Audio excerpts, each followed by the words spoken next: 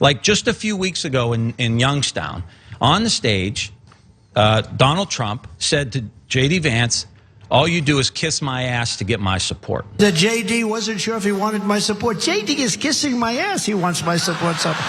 And here's the thing that's most troubling about this lack of courage is that after Trump took J.D. Vance's dignity from him on the stage in Youngstown, J.D. Vance got back up on stage and said, started shaking his hand, take a picture, saying, hey, aren't we having a great time here tonight?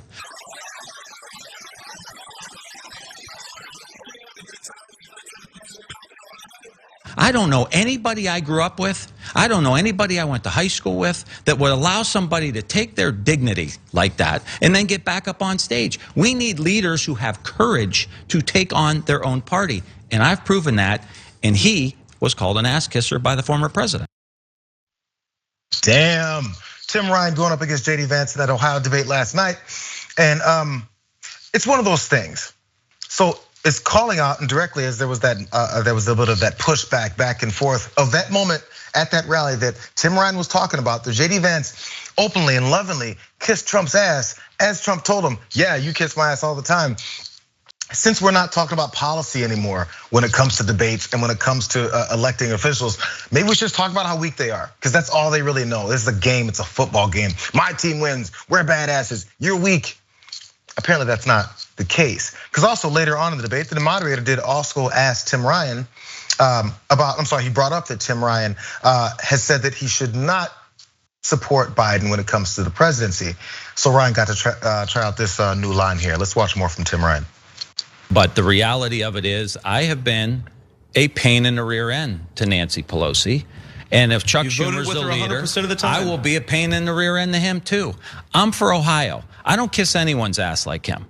Ohio needs an ass kicker, not an ass kisser. Okay, thank you, candidates. Another well-rehearsed line. Another one for. Oh, he hit him again. Hey, if you come back to the same thing, it's like, television. If you come back to that same line, people remember it. They're not gonna forget. J.D. Vance kisses Donald Trump's ass. Even though, again, I'm not sure if he brought this part up, J.D. Vance also had bad things to say about Donald Trump before he needed him for that endorsement and for those political aspirations. So we really wonder what J.D. Vance really thinks of Donald Trump. I would say it's the original things, which were negative about Donald Trump, which was similar to what most Republicans said until he took power.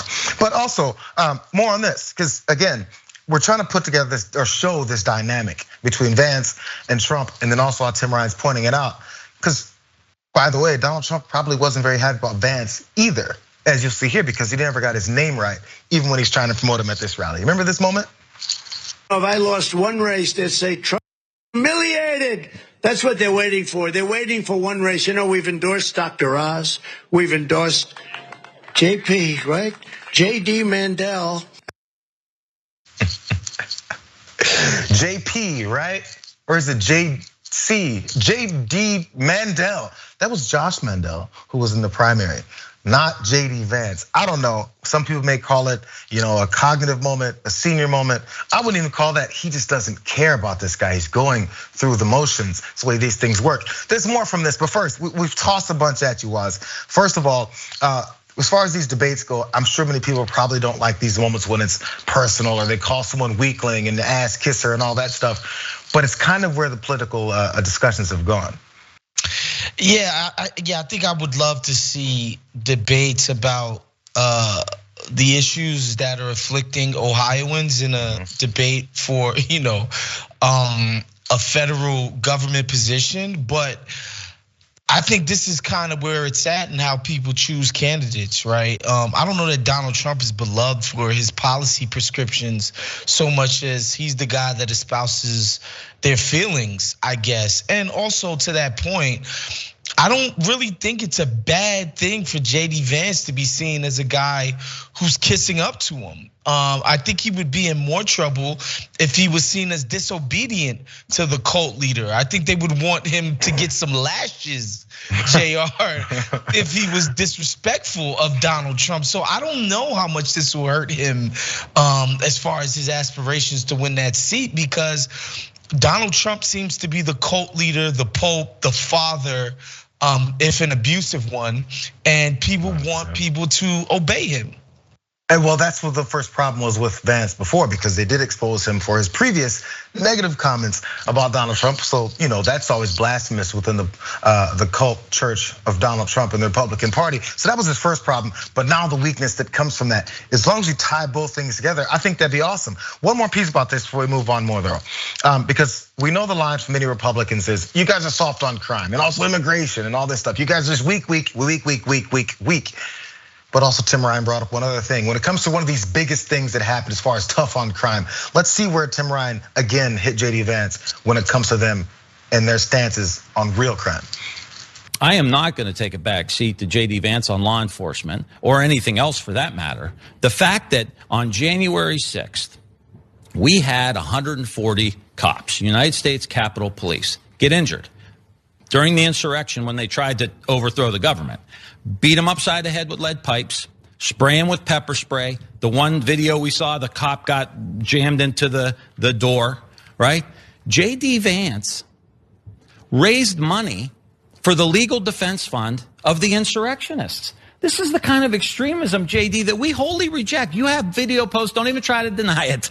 We got your Twitter posts and everything else. Everybody's seen it. He said, help these guys with their legal defense fund. Now, can you imagine one guy saying out of one side of his mouth he's pro-cop, and out of the other side of his mouth he's raising money for the insurrectionists who were beating up the Capitol Police? The one guy he tried to raise money for got 4 years in prison.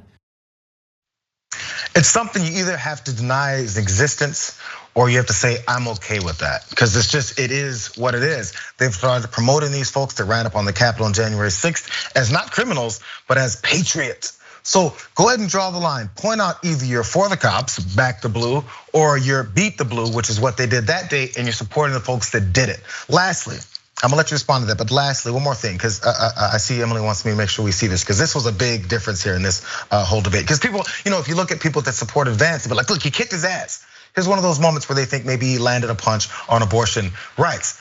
Because let's start here, because Vance, who said he was pro-life, but always believed in reasonable exceptions, responded when Tim Ryan went after him, delivering one of his most scathing lines of the night, seemingly blaming Tim Ryan for the rape of the 10-year-old Ohio girl that everyone was talking about, who had to seek that abortion in a neighboring Indiana by noting that she was allegedly raped by an undocumented immigrant, and that Ryan had voted against border wall funding. He said this, if you had done your job, she would have never been raped in the first place, is what Vance said, turning to Ryan. Do your job on border security. Don't lecture me about opinions I don't actually have. I'm not sure which opinions he doesn't actually have. Maybe he's back and forth on his stances on abortion rights. But it's the wall, is the reason why that guy apparently raped this 10-year-old girl, and then why the state that this girl lives in victimized her the second time by saying, you know what, go ahead and have that baby. Let's go ahead and do that.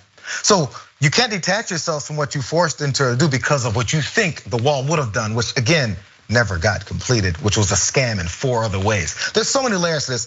I'm sorry I already taken up so much time talking about it, but your last thoughts on this was? No, I think you're hitting at something, and as incoherent as it might seem, I think there is a through line to what the JD Vances of the world are trying to say. Like, law and order doesn't mean crime committed by normal white people. It's you're supposed to be tough on immigrants, blacks, Latinos when they do something wrong. That's law and order. That's what that means.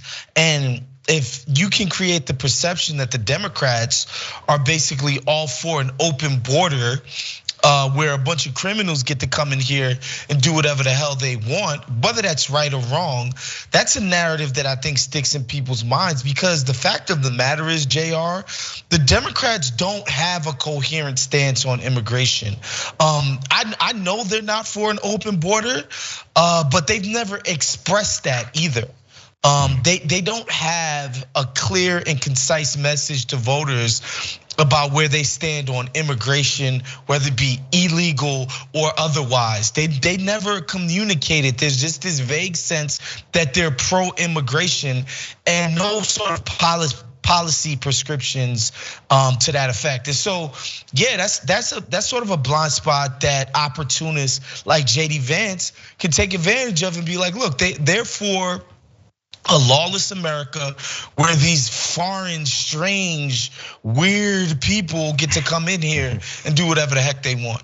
Yeah, and I guess that's an opening for it, but at the same time, because it's a varying stance when it comes to other folks talking about it. There are people that are afraid of saying certain things about the immigration thing because they might anger some of these Republicans, but also they're not sure how they can say it without looking like what Republicans call them. Yeah, I guess I can see that as a problem with it.